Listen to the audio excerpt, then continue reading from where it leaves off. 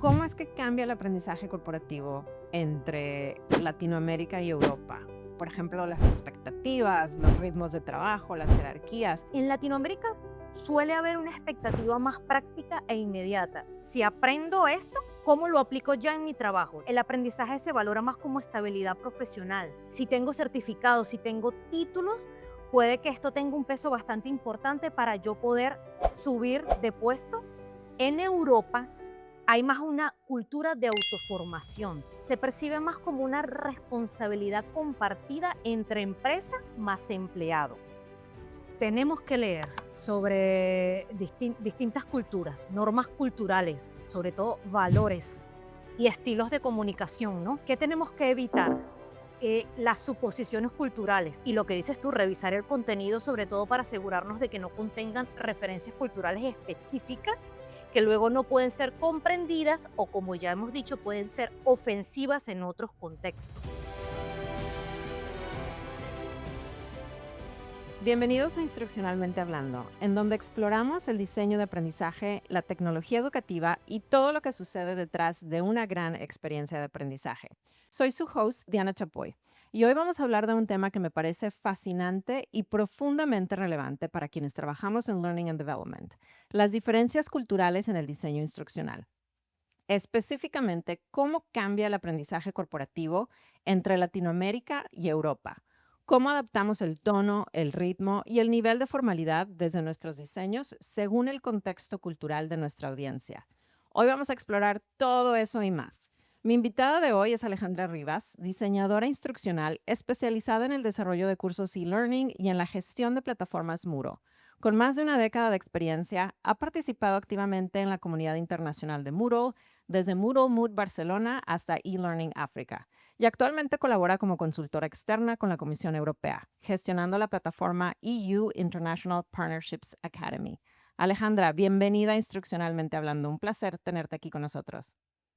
Muchas gracias Diana por la invitación y por esta introducción.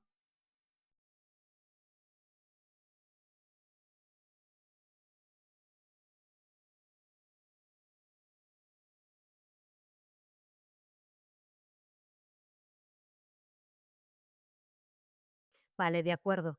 Bueno, primero que todo, soy de Venezuela y vivo en Bruselas.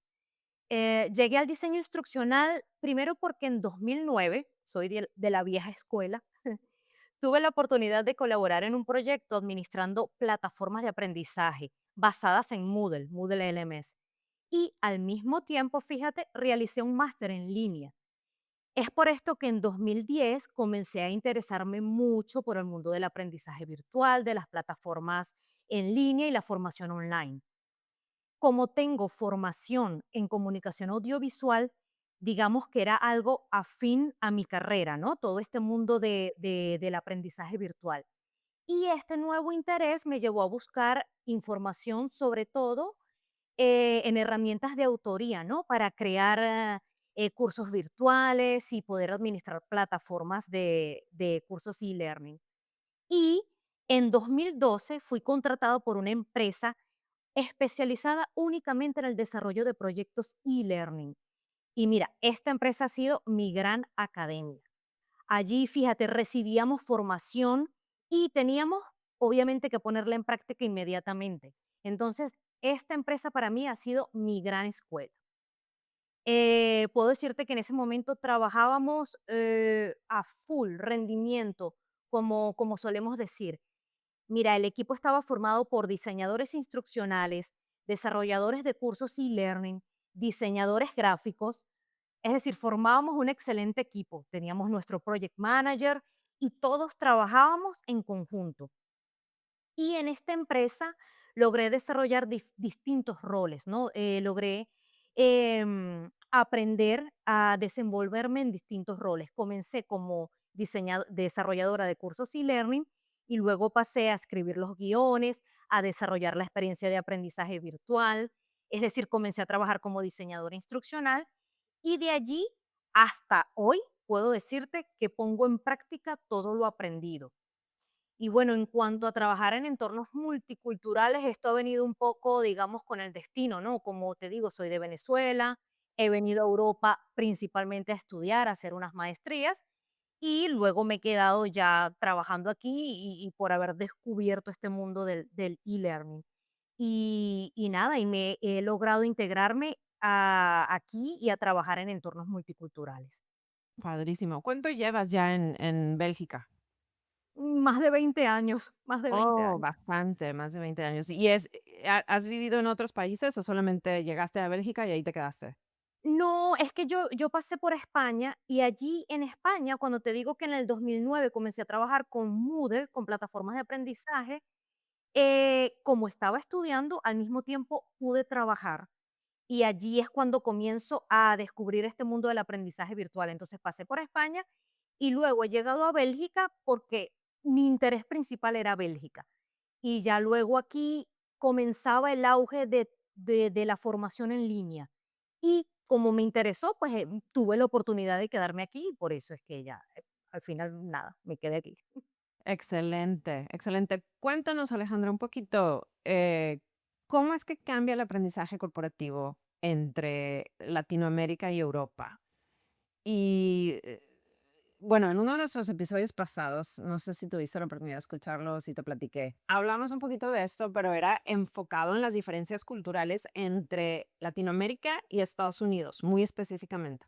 Entonces, por eso que estaba súper emocionada de nuestra conversación el día de hoy, porque me interesa mucho saber cuál es la diferencia entre Latinoamérica y Europa. Por ejemplo, las expectativas, los ritmos de trabajo, las jerarquías.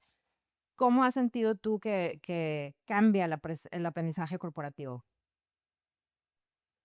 Sí, por supuesto, bueno, cambia, cambia. Por supuesto que cambia el aprendizaje corporativo. Digamos que las diferencias entre Latinoamérica y Europa pueda que no sean absolutas. Hay mucha variación por país, porque realmente estamos hablando como de dos continentes con muchos países, ¿no? Y diferencias en cultura organizacional, perdón. Pero puedo decir que se observan, vamos a decir que se observan patrones bastante consistentes, ¿no? En expectativas, ritmos, jerarquías, como planteas tu pregunta. ¿Qué puedo decir yo? ¿Qué pasa en Latinoamérica?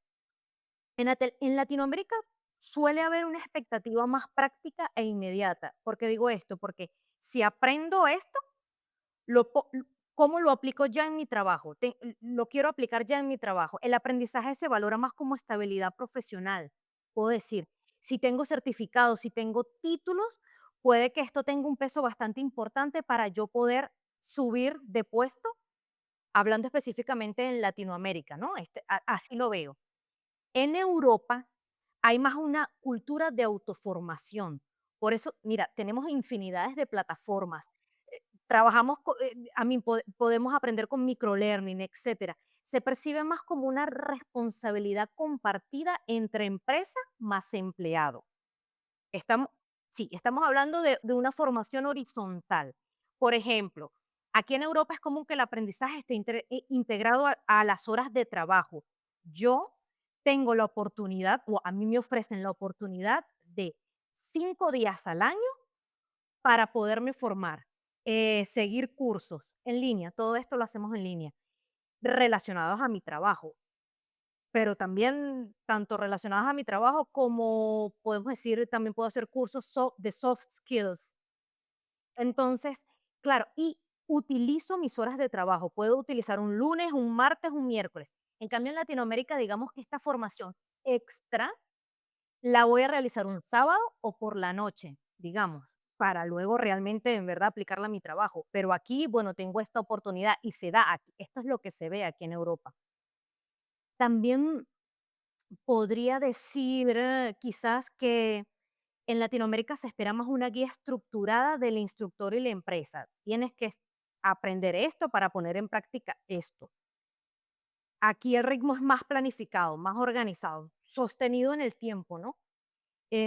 Por decir, hay un mayor equilibrio entre productividad y desarrollo, por decirlo así.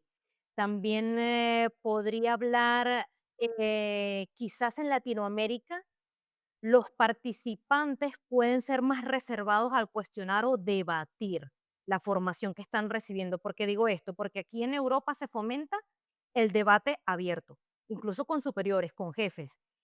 Em, Estamos aprendiendo esto y todos estamos compartiendo el mismo entorno. Y mira, todo esto es brainstorming. Todos estamos al mismo nivel compartiendo conocimientos. Quizás en Venezuela hay un poquito más esta cultura de la reserva y cuidado con lo que hablo o digo o cómo cuestiono a mi superior. Por ahí va más la cosa. Y sobre todo en Latinoamérica pienso que es muy importante la validación que viene de arriba, de mi jefe. Aquí, por supuesto, yo no estoy poniendo al lado al jefe, pero obviamente trabajamos más como equipo y somos todos colegas, podría decir. Exacto, es un poco, digamos, más abierta, ¿no? Lo reservado y lo jerárquico lo dejo más a Latinoamérica y aquí en Europa puede decir esta responsabilidad compartida entre todos y todos estamos aprendiendo para poner en práctica, ¿no? Los conocimientos. Muy interesante todo lo que dices, pero especialmente cuando haces esa comparación de cómo en Europa, y yo obviamente pensando un poco también en Estados Unidos, porque como tú sabes es en donde yo vivo y la mayoría de mis proyectos, mis clientes están en Estados Unidos. Pensando un poco en lo que dices de la responsabilidad del empleado de también darse ese tiempo de autoaprender y no nada más esperar que la empresa te ofrezca la experiencia de aprendizaje o el entrenamiento, sino tú decir, híjole, pues yo qué puedo aprender por mi propia cuenta para mejorar mis habilidades, para ser un mejor empleado, para hacer lo que tenga que hacer para mejorar, ¿no? Y yo no sé, se me hace que es algo muy cultural que en Latinoamérica, yo hablando obviamente específicamente de México, no tenemos esa cultura de esa cultura de aprendizaje continuo.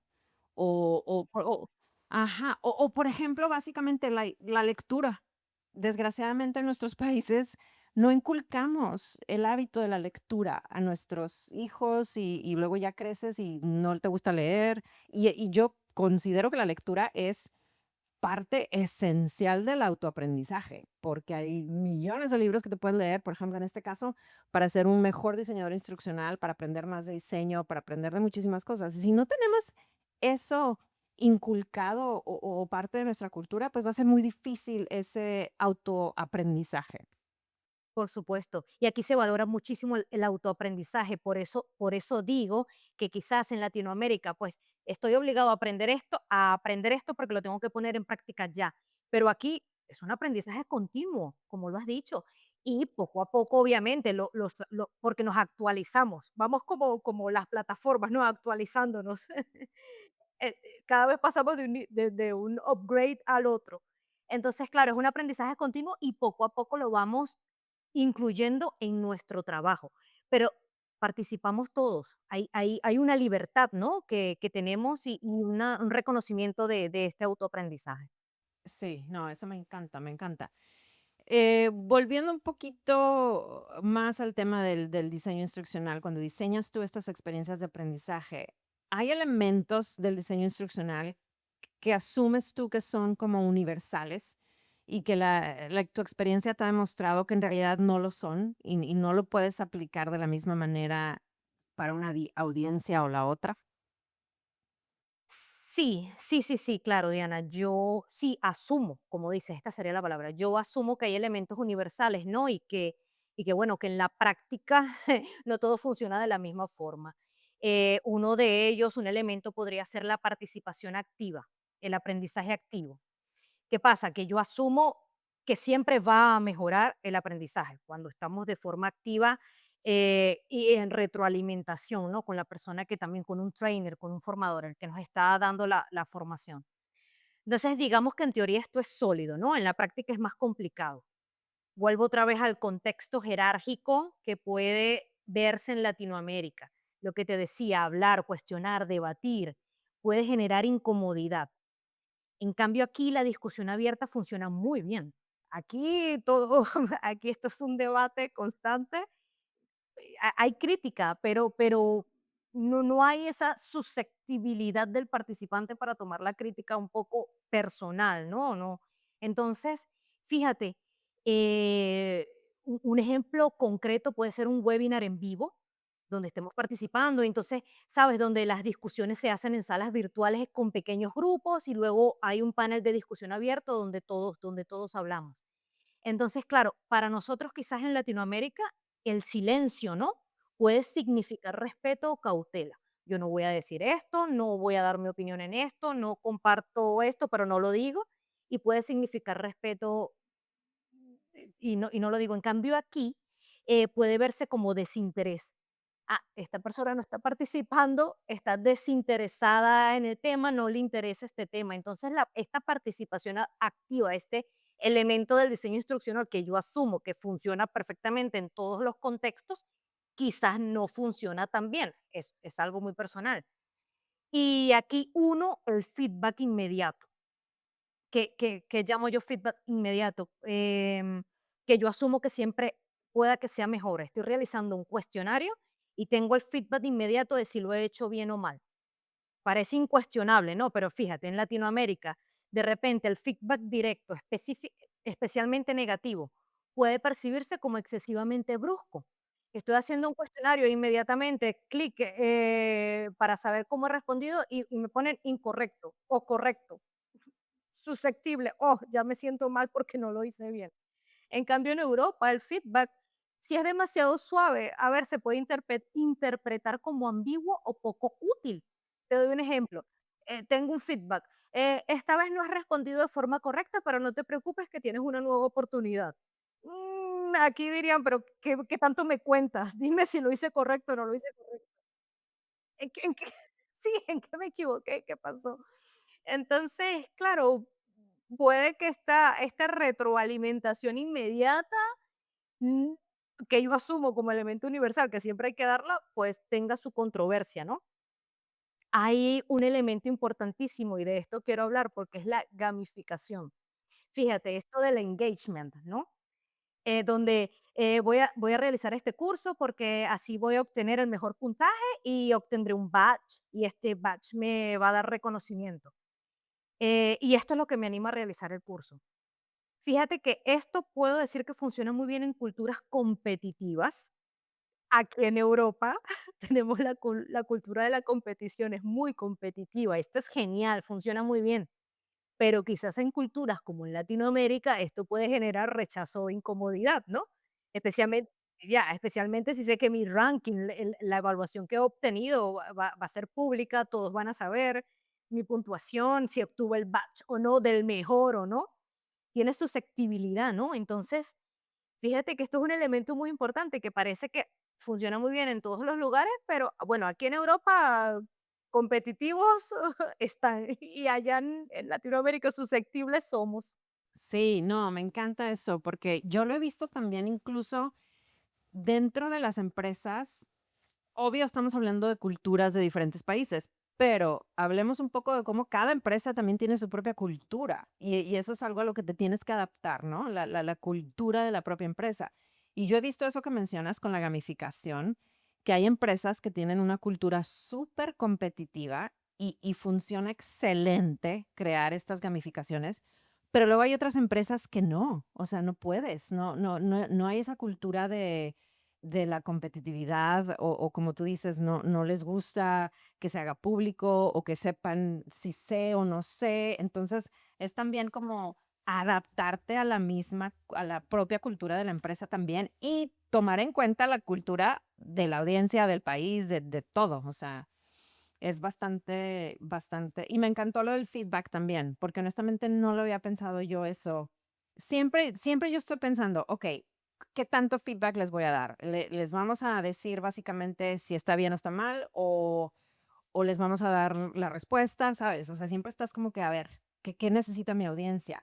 Es Pero no complicado, lo ¿qué había, necesita la audiencia en el feedback, sí, no? no lo había pensado en términos culturales, de decir, ok, si la cultura es mucho más práctica, dime en qué me equivoqué, porque quiero mejorar, ¿sabes? O sea, no me vas a romper el corazón. Pero si la cultura es más, como tú dices, como susceptible, entonces sí, híjole, no, pues dime que me equivoqué, pero de manera sutil y con mucho amor. Y sí, es súper interesante. Ahora voy a estar pensando en eso cada vez que haga preguntas y escriba feedback.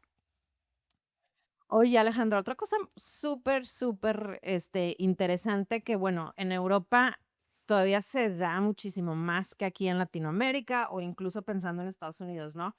Cuando estás realizando estas experiencias de aprendizaje para personas multilingües, o sea, en Europa todo mundo, es normal que todo mundo hable 2 o 3 idiomas, y aquí no, la verdad.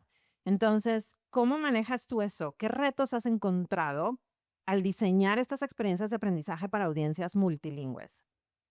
Diana, esto es bastante complicado. Mira, Podríamos hablar diseñar, 3 horas de esto, ¿verdad? muchísimo. Sí, sí, sí, esto es temazo, temazo. Sí. Y diseñar para audiencias multilingües, como te digo, es muy complicado porque en realidad lo que se tiene que hacer es rediseñar la experiencia de aprendizaje para que signifique lo mismo en distintos idiomas. Imagínate, sin perder claridad, ritmo, la idea del contenido. Entonces, claro, ¿qué pasa? El mayor reto, por supuesto, es la traducción. Ay, ay, ay, ay, ay, la traducción, que no es equivalente a lo real, ¿no? Es que no podemos traducir un curso de forma literal. Imposible. Imposible. El error clásico es pensar que traducir es adaptar. No, no, no, no, hay que tener mucho cuidado. Mira, hay conceptos que no tienen equivalentes exactos. Es increíble. Sobre todo, fíjate, en cursos de liderazgo o dígame los cursos financieros. Ay, ay, ay, ay, con los términos financieros. Es que aquí muchas veces no hay equivalencia en los términos. Y también, ¿qué pasa? Algunas palabras tienen matices culturales. Tú que estás en Estados Unidos, no sé, ownership y accountability, de repente tienen matices diferentes, ¿no? Entonces esto es un reto muy complicado. Te doy ejemplos, diferencias entre inglés americano e inglés británico. En Europa, Diana, inglés británico. ¿Y qué pasa si utilizamos herramientas de traducción y no revisamos el contenido? Cuidado, porque estas herramientas pueden darnos una traducción de inglés americano y aquí no podemos utilizar inglés americano, tenemos que utilizar inglés británico. Y mira, sin ir muy lejos, castellano de España, castellano de Latinoamérica.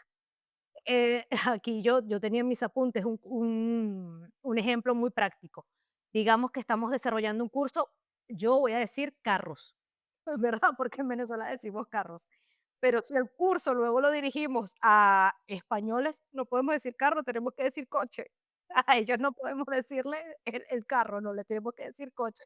Y entonces en Estados Unidos será car, no sé, ¿sabes? Y así te puedes encontrar con muchísimos sinónimos y muchísimos términos que son completamente diferentes dependiendo del contexto. Entonces la traducción juega un papel muy importante a la hora de desarrollar un contenido en formato multilingüe y, por supuesto, la revisión por personas nativas en el idioma. Porque una cosa es que yo puedo hablar inglés, pero el nivel no va a ser como el de un nativo. Entonces es muy importante esto. Y claro, otro reto, y que lo menciono, es muy importante esto, las diferencias en el curso, ¿no? Te hablo de la longitud y el ritmo. Porque fíjate, los distintos idiomas no ocupan el mismo espacio. Aquí en Europa, el alemán y el francés suelen ser idiomas mucho más largos que el español y el inglés. El inglés es uno de los idiomas más cortos, entonces, ¿qué pasa? Eh, la base siempre es el inglés. Normalmente desarrollamos los cursos como base en inglés. Y esto, a la hora de traducirlos o pasarlos a otros idiomas, esto rompe tiempos de locución, diseño visual, porque entonces las slides tenemos que otra vez rehacerlas, por lo que te digo de la longitud en idiomas, las cajas de textos. Luego, si estaba en inglés la base del curso, luego al pasarlo a francés va mucho más largo, entonces hay que alargar el tamaño. Dígame con los títulos y los subtítulos. Aquí hay que revisar todo, los títulos y subtítulos son un dolor de cabeza. Entonces, esto es un otro reto muy, muy importante, aunque sea algo como que parezca vago, ¿no? Pero es importantísimo. Y aquí otro reto, el nivel de dominio del idioma. Aquí todos hablan inglés, pero ¿qué nivel de inglés tenemos? Ah, claro, aquí todos hablamos inglés, pero todos tenemos un nivel diferente. Entonces, ¿qué pasa? Muchos cursos corporativos se hacen en inglés asumiendo que todos lo manejan igual. Y no, la realidad es que no, hay gran variabilidad en comprensión. Entonces, ¿qué tendríamos que hacer? Intentar de diseñar la base del curso con un lenguaje más simple, ¿no? Sí, tampoco tan simplista, pero un lenguaje más simple. Tenemos que evitar modismos, tenemos que, por ejemplo, en los vídeos tenemos que tener los locutores o los avatares que utilizamos tienen que tener un ritmo más pausado. Obviamente tenemos que utilizar subtítulos siempre, hasta incorporar transcripciones. Funciona mucho mejor en contenido de e-learning multilingüe, el microlearning y obviamente la repetición estratégica, ¿no? Sin ser redundante. Pero todo esto ayuda a que el que va a aprender logre retener la información, el contenido. Porque, ¿qué pasa? Imagínate, estoy aprendiendo, entonces si ya mi esfuerzo cognitivo tiene que subir, porque aparte de escuchar, tengo que traducir, tengo que comprender. Entonces, claro, ya el nivel de aprendizaje va a bajar porque tengo una doble carga cognitiva entre la traducción que estoy haciendo y lo que necesito aprender. Eh, Como te digo, aquí esto es bastante relevante. Entonces, sí, hay que tener mucho cuidado y esto también es otro reto cuando se diseña para audiencias multilingües. Sí, no, me encanta. Bueno, muchas cosas que dijiste que me encantaría, Extender. sí, pero bueno, tenemos nada más 45 minutos, necesitaremos otras 3 horas. Pero una de las más importantes que me parece es la importancia, como tú dices, de revisar el texto por una persona que sea nativa, ¿verdad? Aquí hay, no sé cómo sea en Europa, ahorita me cuentas tu experiencia, pero aquí, tristemente, la mayoría de las empresas dicen, ay, ya, tradúcemelo usando inteligencia artificial, lo cual está muy bien, claro. 5 segundos y ya está todo el curso traducido, ¿verdad? Pero es mi responsabilidad adaptarlo a la audiencia de Latinoamérica, en este caso en español, a la audiencia de Latinoamérica, si es ahí en donde se va a dar el curso, yo voy a revisar palabra por palabra y como tú dices, la inteligencia artificial me puso este coche, pues le voy a cambiar a carro. O sea, todas esas palabras, esas frases, esas cosas que hasta pueden ser ofensivas culturalmente, tienes que tener una persona nativa revisando el texto, porque si no va a ser horrible. No nada más va a ser una experiencia que no tenga impacto, sino que hasta puede ser ofensivo. Entonces, sí, o sea, se pierde todo. ¿Para qué? ¿Para qué invertirle entonces? Si no vas a tomar el tiempo de revisarlo.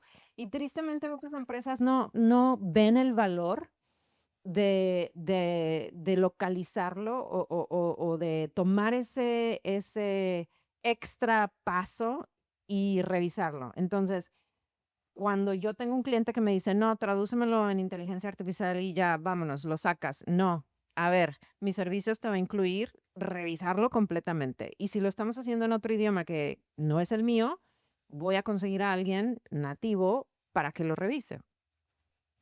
Entonces, Por sí, eso se me supuesto. hace súper, súper importante y se me hace algo que Sí, como diseñadores instruccionales debemos de siempre, siempre educar a las empresas acerca de la importancia, porque muchas veces, por ejemplo, aquí en mi caso en Estados Unidos, hablan nada más inglés, ellos no hablan múltiples idiomas, ellos no saben, como que no lo visualizan la importancia de localizar el contenido y de revisarlo. Entonces, es mi deber como diseñador instruccional y como asesora de aprendizaje decirles, no se hace así. Tenemos que tomar el paso extra y revisar el texto, ¿no? por Pero, supuesto, ¿cuál porque es tu sí. experiencia con eso de la inteligencia artificial y las empresas diciendo: "Ya, tradúcemelo a 5 idiomas en 5 minutos y públicalo"? No, Diana, tenemos las herramientas de inteligencia artificial, las utilizamos, pero no publicamos un curso sin antes ser revisado, perdona que lo digo así, por el humano. Y cuando se trata de traducciones necesitamos a nativos. Bueno, tengo la suerte o tenemos la suerte de que trabajo en un ambiente multicultural. Yo hablo el español, otros hablan en inglés, otros hablan en francés, en alemán. Es que sí, claro. Entonces aquí, digamos que, bueno, tenemos esta facilidad, si lo puedo decir, tenemos esta facilidad y no publicamos un curso sin antes ser revisado realmente por una persona nativa. No necesariamente tiene que ser un traductor oficial, no necesitamos esto, pero sí necesitamos a la persona nativa que comprenda bueno, que hay que revisarlo. Y errores hay muchos con las traducciones que vienen de la inteligencia artificial, errores hay muchos. Es que mira, hasta sin ir muy lejos, cuidado si usamos humor o hasta ironía porque, claro, el humor no sobrevive en todos los idiomas y esto sería fatal. Yo puedo incorporar en un curso para Latinoamérica, en un avatar, algo de humor, algo de cercanía, ¿no? Pero luego esto no, es que no se va a ver bien para un curso que voy a entregar a managers alemanes. ¿Sabes lo que te digo? Entonces, cuidado. Y lo que tú dices, cualquier traducción o ironía o algo puede percibirse como falta de respeto. Entonces tenemos que tener mucho. Exacto, ¿sabes qué me apasiona muchísimo que está relacionado con esto? Ver ver películas, por ejemplo, películas estadounidenses que traducen al español y tienes tú una traducción fatal en donde no te da risa, horrible, o sea, y a mí me gusta porque las veo en inglés y luego las veo en español, ¿no? Y en inglés me parece la película más chistosa del mundo y me encanta, pero la veo en español y digo, ¿qué es esto? O sea, pues fatal la traducción. Pero luego me encanta ver cuando hacen un trabajo de localización excelente y dices tú, wow, esto es lo que necesitamos hacer con los cursos y con el aprendizaje.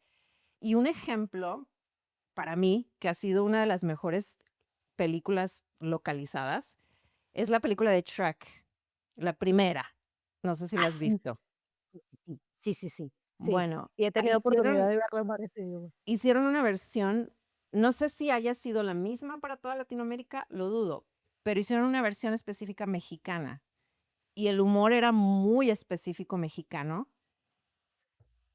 El mejor ejemplo de localización. Hay muchos otros, pero ese es uno que me encantó muchísimo. Y mis hijos viven entre las dos culturas, ¿no?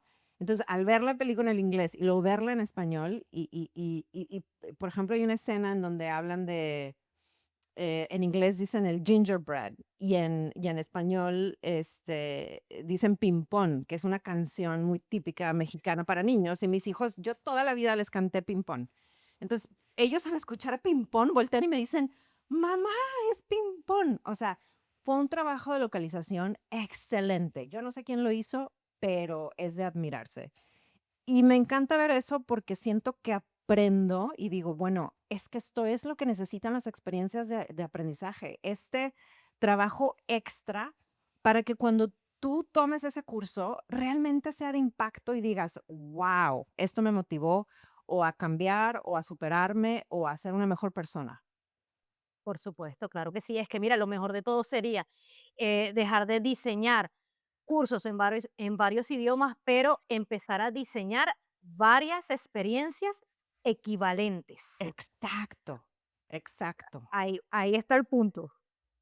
Sí, porque Ahí, ahí va. no todo se traduce igual, no todas las audiencias No. son las mismas. Y si realmente quieres que sea de impacto, tiene que ser muy específico a tu audiencia, muy, muy específico. Y fíjate que hoy aprendo de ti que el ejemplo de las películas, ¿no? Es un buen Sí, ejemplo. Yo nunca lo había puesto en práctica, pero en una próxima reunión creo que este sí, ejemplo está sí. genial. Las películas o bueno, ahora las series, que hay tantas series que son traducidas también. Y siempre me estoy poniendo a ver y a captar cosas, ¿no? Si dicen algo, digo, no, eso no. les falló ahí, porque ahí no es la audiencia correcta esa palabra, o me encanta hacer ese análisis. Me hace pensar también en la importancia, que es algo que yo también siempre tengo en mente, de cuando estás diseñando un entrenamiento, por ejemplo, en mi caso en inglés, pienso yo siempre, a ver, ¿qué palabras puedo utilizar que no se vaya a realizar una traducción súper literal? O sea, que si yo la pongo en inteligencia artificial, me vaya a traducir mal. Entonces, a eso se le llama asegurarse que el contenido sea global, aunque lo estés haciendo en un idioma, pero que tu contenido en ese idioma sea global. ¿Qué significa? Que cuando tú lo vayas a traducir, tenga sentido. Y es parte de eso es lo que tú mencionas, sacar el humor. O sea, no se puede tener humor, a lo mejor un poco sí, pero vamos, no tan marcado. O ejemplos locales. Yo, por ejemplo, con empresas aquí en Estados Unidos, ponen referencias no sé, a programas de televisión o cosas locales que luego yo ni sé, y yo que digo, solo conocen en su pueblo. exacto. Yo digo, llevo 25 años en este país y no sé de qué me estás hablando. Imagínate a alguien que va a tomar este entrenamiento traducido, ni idea. Saca eso porque no tiene sentido. Entonces, es como tener esta mentalidad y este mindset de, ok, esto se va a traducir bien, esto tiene sentido en otra cultura, en otro país, en otro idioma. No, entonces no lo necesitas. Sácalo. Exacto, no, me encanta lo que dices, diseñar desde un principio Ujú. con una visión global. Excelente. Exacto. Es que sí, esto es un aprendizaje, la verdad que sí. Exacto, exacto. Pero bueno, hablemos un poquito, Alejandra, de las herramientas, porque sé que tú eres así un poco como yo, que te encanta probar herramientas nuevas y de diseño y todo. Sabemos que algunas de las herramientas más comunes son como Captivate o Articulate Storyline, Rise. Todas esas herramientas tienen estilos visuales y de interacción como muy marcados. Entonces, ¿cómo tú adaptas esos formatos de diseño cuando el contexto cultural de tu audiencia a lo mejor está pidiendo algo completamente diferente? Sí, bueno, es cierto, Diana, es cierto que, por ejemplo, Adobe Captivate y este Articulate Storyline tienen estilos bastante, digamos, definidos, ¿no? Lo que normalmente diseñamos casi todo igual. Pero en realidad pienso yo lo que puede marcar la diferencia es la genialidad en cómo desarrollas el curso, ¿no? Porque aún así estas herramientas te dan flexibilidad. Aquí lo que realmente importa, pienso yo, es el uso de la creatividad y de la originalidad para personalizar y adaptar el contenido, ¿no? Según los requerimientos. Entonces, sí es verdad que hay como un formato, digamos, establecido que cuesta mucho cambiar, pero bueno, aquí siento yo que siendo original, creativo, logras de verdad adaptar, ¿no? El contenido a distintos, como decía, a distintos requerimientos.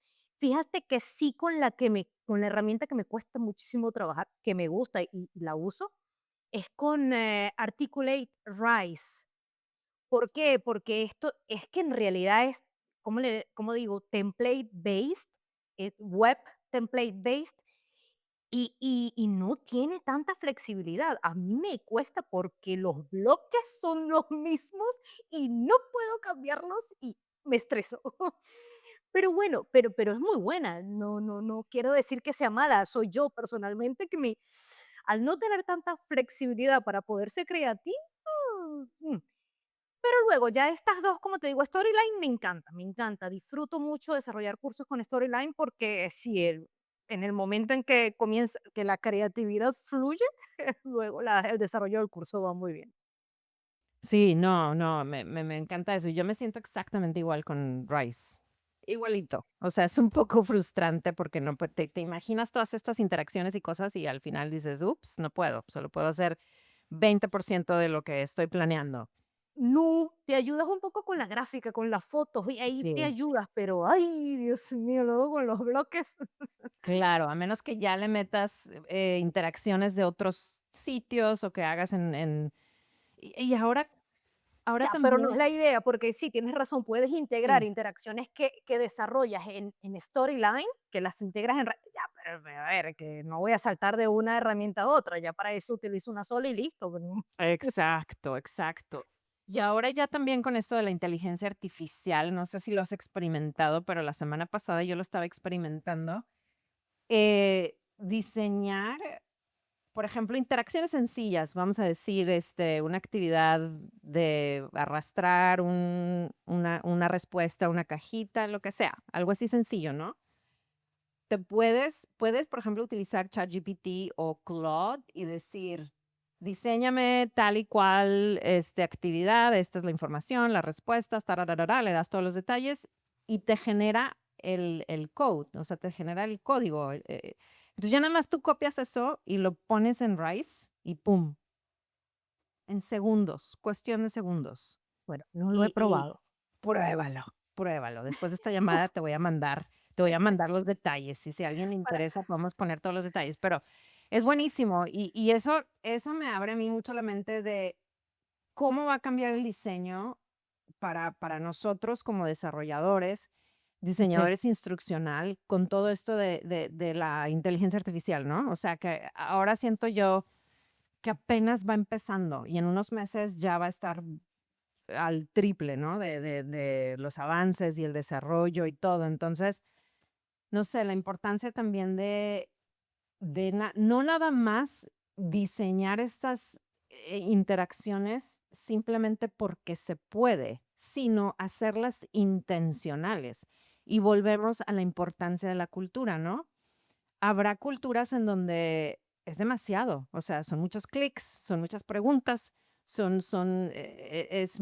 como demasiada interacción. Y habrá otras culturas en donde es mejor nada más mantenerlo simple, no sé, o sea, la importancia de desarrollar estas interacciones con intención. Pero bueno, hablemos un poquito también de todas aquellas personas que nos están escuchando que tal vez ahora solo estén trabajando en un contexto cultural como, no sé, único, ¿no? Que nada más tengan en mente, no, pues yo diseño para mi audiencia, no sé, en México, dentro de mi empresa, y este entrenamiento no sale de ahí. O aquí en Estados Unidos, que tú digas, solamente estoy diseñando para un grupo local. Y que todo el tiempo o toda su experiencia como diseñadores instruccionales sea muy particular a un tipo de cultura o de audiencia.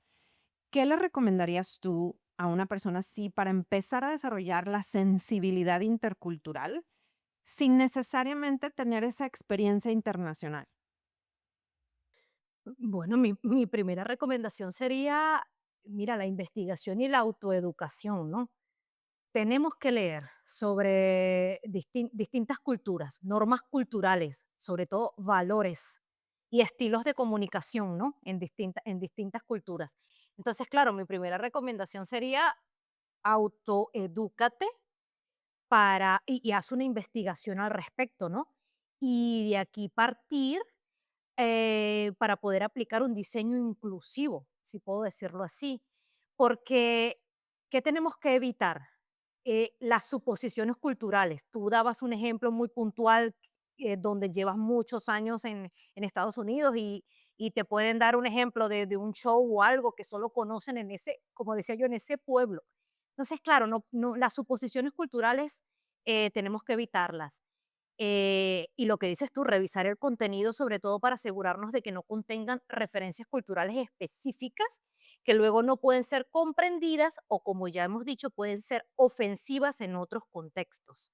Entonces, claro, fíjate, yo tengo una anécdota personal que viene muy bien con esto que estamos hablando ahora. Ya hace varios años, en un momento yo tenía un jefe que venía de Alemania y me han preguntado de realizar simulaciones de software. Yo perfectamente he realizado la simulación de software y he guardado el archivo únicamente abreviándolo como SS. No vamos a hablar del significado de SS en Alemania, pero Cuando mi jefe ha visto esta abreviación y como yo he guardado el archivo, obviamente me ha dicho, sin ofenderme, te disculpo porque tú vienes de Latinoamérica, pero por favor cambia el nombre porque es que ni siquiera puedo ver el archivo con este nombre.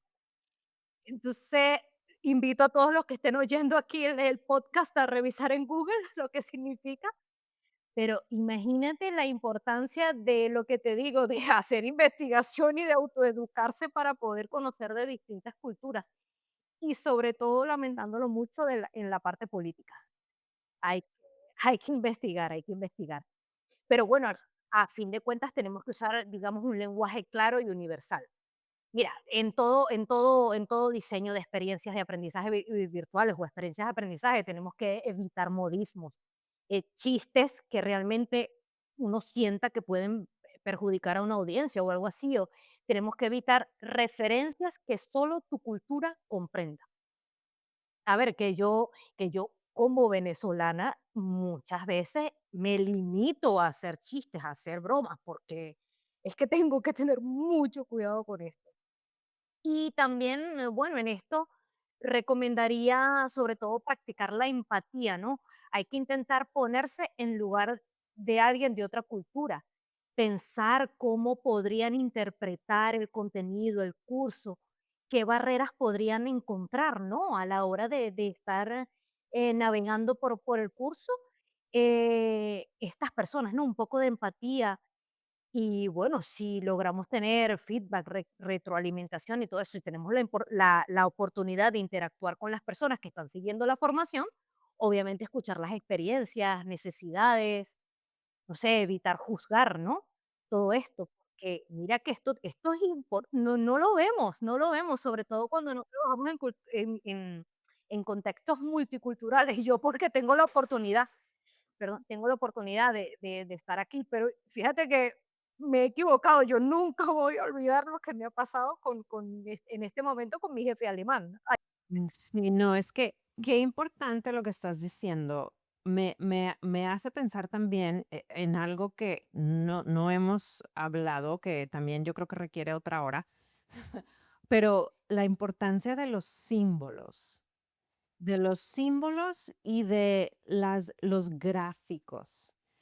Porque hay veces que tú con tu mentalidad, no sé, latinoamericana, empiezas a diseñar un curso y tú dices, ay, esta imagen se ve bien, esta está bien, tararara, y voy a hacerme este gráfico y tararara, y no tienes ni idea de lo ofensivo que puede ser para personas en otras culturas. Entonces me hizo pensar, tu ejemplo del SS me hizo pensar en esto.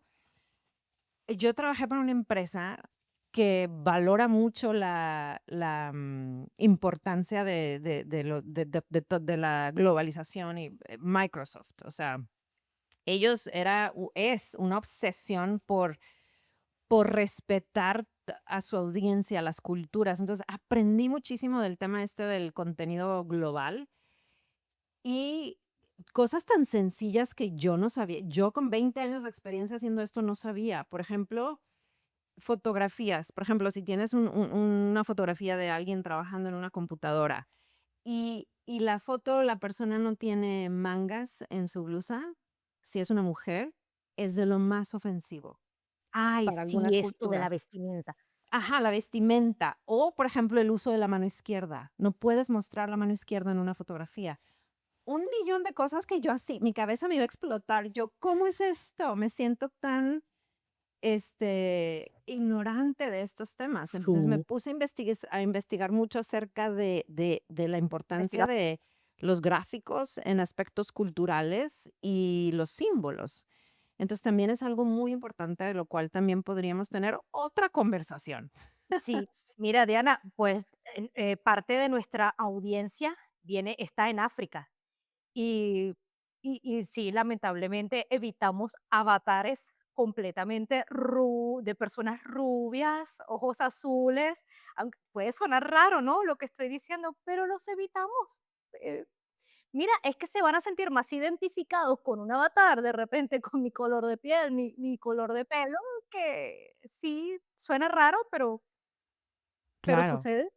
Sí, no, no, no, es un tema súper, súper interesante, interesantísimo. Que bueno, ojalá y Alejandra tengamos la oportunidad otra vez de que estés con nosotros aquí en Instruccionalmente Hablando. Muchísimas gracias por compartir tu experiencia y tu perspectiva con nosotros hoy. De verdad que esta conversación me dejó con muchísimo que pensar y estoy segura de que a todos los que están escuchando también. Me hace pensar mucho que el diseño instruccional no sucede en un vacío cultural. Y lo que aprendemos hoy es que la sensibilidad intercultural no es un extra, es una competencia fundamental para cualquier diseñador que quiera crear experiencias que realmente conecten. Muchísimas gracias, Alejandra, de verdad. Un placer tenerte con nosotros. Excelente, muchísimas gracias de verdad por la invitación. Y si quieren conectar con Alejandra, pueden encontrarla en LinkedIn y en Instagram. Les voy a dejar los links del perfil de Alejandra. Tiene contenido espectacular en Instagram, para que la sigan, por favor. Y si este episodio les fue útil, por favor compartan con alguien que esté en Learning and Development, que crean que lo necesite, que le pueda beneficiar. Y muchísimas gracias y hasta la próxima.